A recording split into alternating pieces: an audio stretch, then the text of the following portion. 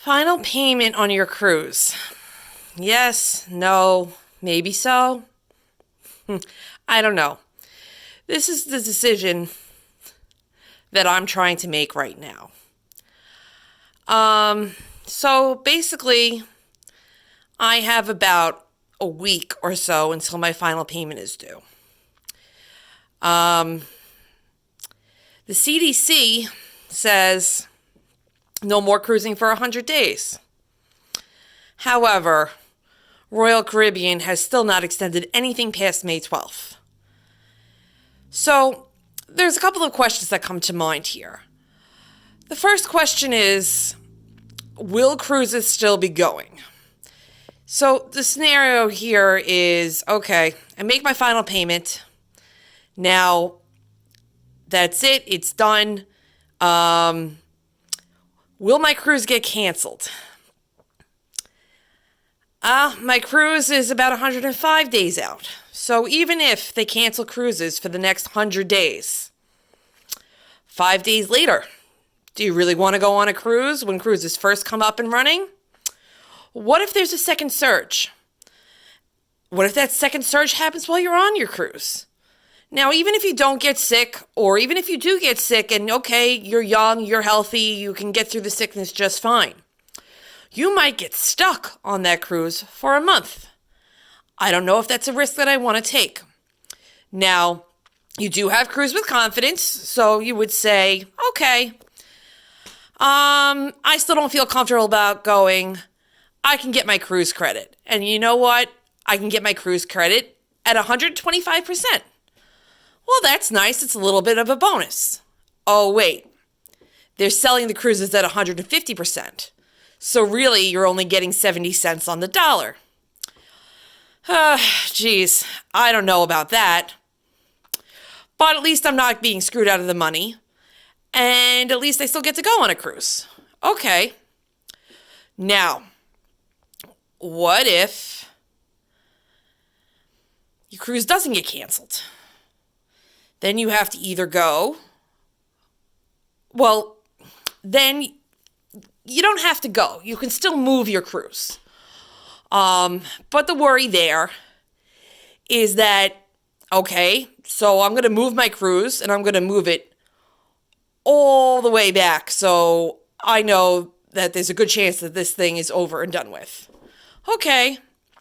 And let's say cruises don't go on for another year. And then Royal Caribbean runs out of money. Well, that's unfortunate because now they just get to keep your money because they're no longer in business and they don't have a cruise to give you to go on.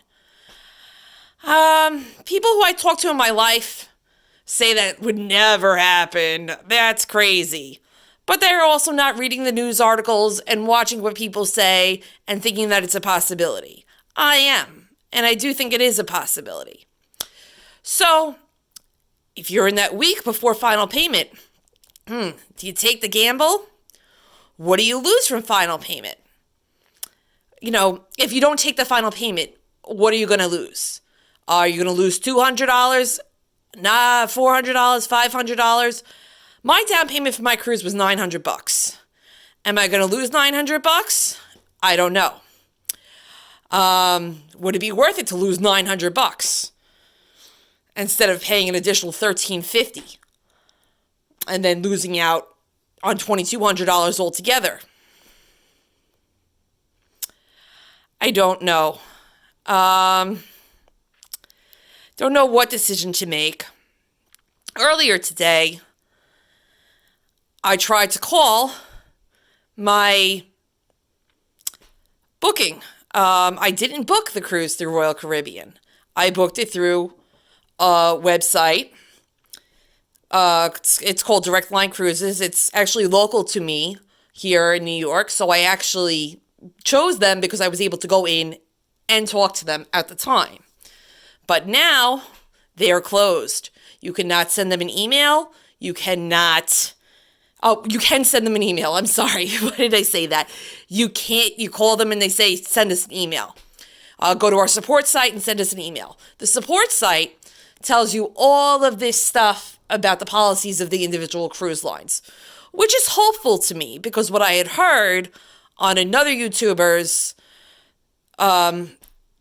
channel was that these types of bookings through these, not a travel agent, but these discount sites where, they buy the rooms in bulk and then pass on the discounts to you, I had heard that those people weren't letting you do cancellations at all, that you had to just stick with a future cruise booking, which was scary to me because I'm just wondering what's going to happen.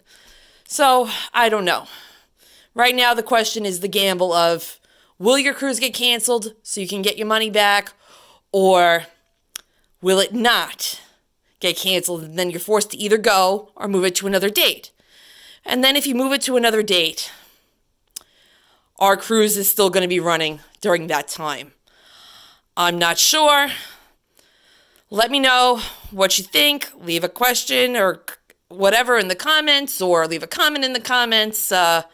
Any thoughts or ideas. And as I maybe get an email back from them, I will let you know what they said. Am I going to get something back if I cancel now and don't make final payment? Which is what I'm leaning towards doing. And to tell you, if it's like, I lose out on $200-$300, I probably just do it. It's kind of shaky, this whole thing to me right now. But if I'm losing out on $9, I don't know. I mean, don't get me wrong, I don't even want to lose out on $2. As it is, we were lucky enough for this cruise coming up to get in on that $19 a day drink package deal. And it's going to suck to miss out on that.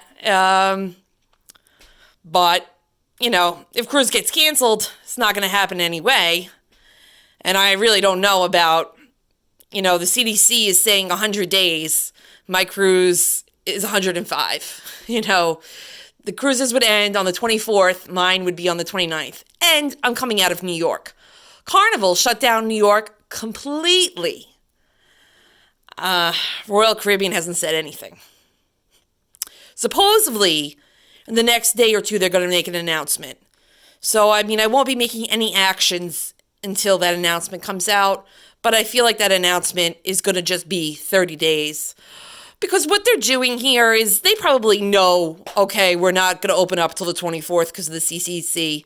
That may not be the case. They might be thinking, okay, what does the CDC mean by that? Maybe if we have the right rules and applications and things in place, such as everyone wears gloves, everyone gets their temperature taken, everybody washes their hands, we take out half the dining room tables, we take out half the chairs and the lounges, we set up zones of distancing, I don't know, any kind of rules that they want to come out with. If we come out with all those rules and implicate all those rules, maybe they'll let us open up in less than 100 days.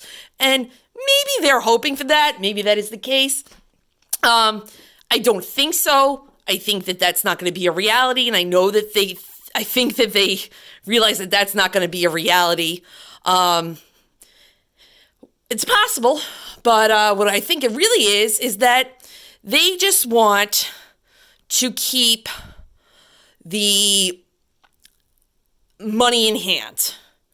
As long as they have some cash flow going in, even if they have to send it back out to you later for refunds, they still have cash flow coming in. It still looks better on their balance sheet. Okay, I'm doing these refunds, but I've got this money coming in, and then I'll do those refunds, and it just gets them to extend their cash flow a little bit. And I think that's why they're going to keep it at 30 days. They might already know that they're going to probably do the 24th and accept that in the back of their heads, but they're going to come out with the next announcement for 30 days. Maybe they'll turn around and do it to the 24th. But the CDC is saying 24. I don't think they're going to go beyond that. Carnival went ahead and did it. Maybe Carnival went ahead and made their announcement because it was better for them to get a loan or something. I don't know. There's got to be a reason that Carnival did it and they're not. So that's about it. Bottom line, making that final payment, I don't know. It's kind of risky. What would you do? What do you think? Final payment, no final payment, run risk, not run risk. Bottom line, you make the final payment. You're either going on your cruise or moving it. And will the line still be intact?